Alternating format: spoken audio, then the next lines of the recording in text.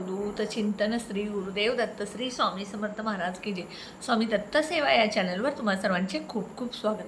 तुम्हा सर्वांचं आरोग्य उत्तमाचं राहू दे, राहिलेलं आयुष्य आरोग्यदायी जाऊ दे, तुम्हा सगळ्यांना दीर्घायुष्य मिळू दे अशी मी स्वामीचरणी प्रार्थना करते आणि माझ्या व्हिडिओला सुरुवात करते।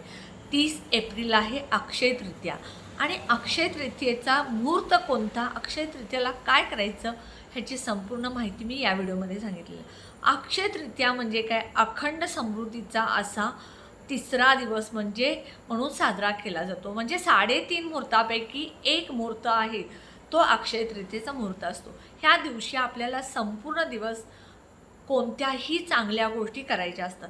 सगळ्यात महत्त्वाचं हा मुहूर्त जो आहे तो 29 तारखेला 5:32 सुरू होतो आणि 30 तारखेला 2:13 ही अक्षय तृतीयाचा मुहूर्त आहे। पण 30 तारखेला संपूर्ण दिवसभर तुम्ही कोणतेही चांगल्या गोष्टी खरेदी करू शकता किंवा कार्य करू शकता।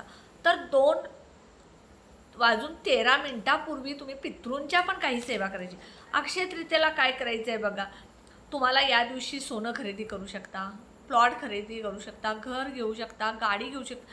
कितीतरी लोकांनी आता अक्षय तृतीयेच्या दिवशी गाडी आणण्यासाठी गाडीचे बुकिंगसुद्धा करून ठेवलेले असतात आणि हे बुकिंग करून त्यांनी अक्षय तृतीया दिवशी गाडी खरेदी घेऊन येत असतात। या दिवशी ज्या वस्तू तुम्ही खरेदी करतात त्या वस्तू अखंड राहतात, त्या मोडल्या जात नाहीत, विकल्या जात नाहीत, त्या कधीही तुमच्याकडून गेल्या म्हणजे जात नाहीत परत।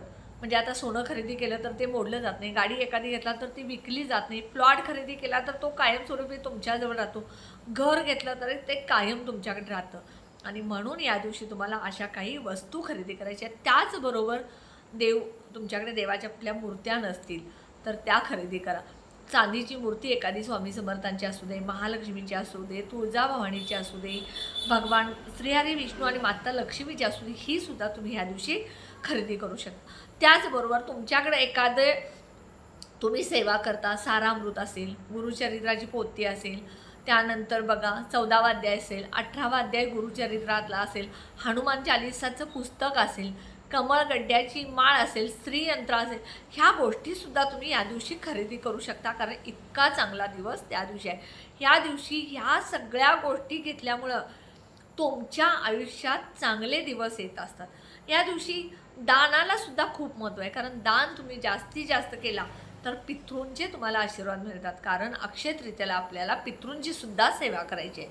त्यामुळे जास्तीत जास्त दान तुम्ही या दिवशी करायचे। दान कोणत्या स्वरूपात करायचं, अन्नदान करा, कपडे, गरजू लोकांना वस्तू द्या, गरजू लोकांना जेवण द्या, अनाथ आश्रम असेल, वृद्धाश्रम असेल, मंदिराच्या बाहेर जे गरीब लोक बसलेले असतात त्यांना तुम्ही वस्त्र द्या, कामराला द्या, स्वेटर द्या। जे आता उन्हाळा असल्यामुळे स्वेटर किंवा हे नाही, पण आता अक्षय तृतीयानंतर पाऊस सुरू होईल तर छत्रीसुद्धा तुम्ही दान करू शकता, चप्पलसुद्धा दान करू शकता। ह्या वस्तू तुम्ही त्या दिवशी दान करायचं। तसंच अक्षय तृतीया दिवशी स्नानाला, तीर्थक्षेत्री जाऊन स्नानाला सुद्धा महत्त्व आहे। तुमच्या जवळपास कुठं नदी वगैरे असेल तर तिथं जाऊन सुद्धा तुम्ही सकाळी लवकर स्नान करून येऊ शकता। त्यानंतर बघा, या दिवशी तुम्ही माता लक्ष्मी आणि विष्णूंची सेवा करायची आहे। जास्तीत जास्त भगवान विष्णू आणि माता लक्ष्मीला अभिषेक घालणं, विष्णू सहस्त्रनाम वाचणं या दिवशी तुम्ही करू शकता। या दिवशी नवीन जी कामं आहेत तुमची, म्हणजे बघा घर बांधणी सुरू करा किंवा एखादी नवीन गोष्ट व्यवसाय चालू करणार असेल, ह्या गोष्टी तुम्ही या दिवशी सुरू करू शकता। म्हणजे या दिवशी तुम्ही ज्या ज्या चांगल्या गोष्टी करणार त्या चांगल्या गोष्टी तुमच्या आयुष्यात शेवटपर्यंत राहणार आणि त्याचं फळ तुम्हाला चांगलं मिळणार। हे करत असताना तुम्ही सगळ्यात महत्त्वाचं पितृंना या दिवशी जास्तीत जास्त पितृंची सेवा करायची। मग पितृंची सेवा काय करायचं बघा, तर पितृस्तोत्र वाचा। पितृस्तोत्र वाचल्यानंतर तुम्ही दक्षिण भिंतीला एक दिवा लावा। ह्या दिव्यामध्ये कणकेचा दिवा करा, कणकेच्या दिव्यामध्ये तिळाचं साधं तेल घाला किंवा तिळाचं तेल घाला, काळे तीळ टाका आणि हा दिवा दक्षिण भिंतीला दक्षिणेकडे तोंड करून लावा। 12 वाजता तुम्ही घराच्या अंगणामध्ये असू दे, घराच्या बाहेर असू दे, टेरेसवर असू दे, बाल्कनीमध्ये असू दे, घराच्या जवळपास कुठे जिथे जागा आहे तिथे तुम्ही पितृंना पुरणपोळी, दही, भात जे काय तुम्ही घरामध्ये बनवता त्याचा नैवेद्य द्या।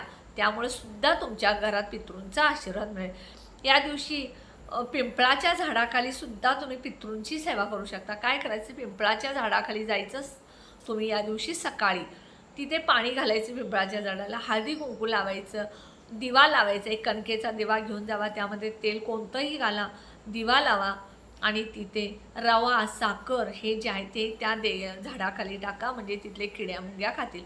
आणि 11 प्रदक्षिणा पिंपळाच्या झाडाला घाला. त्यामुळे काय, भगवान श्री हरी श्री विष्णूसुद्धा पिंपळाच्या झाडामध्ये असतात आणि पितृसुद्धा असतात. त्यामुळं तुम्हाला पितृंचा सुद्धा आशीर्वाद मिळेल आणि भगवान श्री हरी श्री विष्णू आणि माता लक्ष्मीचा सुद्धा आशीर्वाद मिळेल. त्यामुळे त्या दिवशी तुम्ही पिंपळाच्या झाडाची सुद्धा पूजा करायची आहे. आणि या दिवशी जास्तीत जास्त सगळ्यांशी चांगलं बोला, कुणालाही वाईट बोलू नका, कारण जर तुम्ही या दिवशी वाईट बोलला तर तुमच्या आयुष्यात वाईट कर्माची भर पडेल. त्यामुळे सगळ्यांशी चांगलं बोला, चांगलं तुमच्या घरामध्ये आनंदानं राहा आणि जास्तीत जास्त सेवा करा. सेवा जेवढ्या जास्त कराल तेवढं फळ तुम्हाला अखंड मिळेल.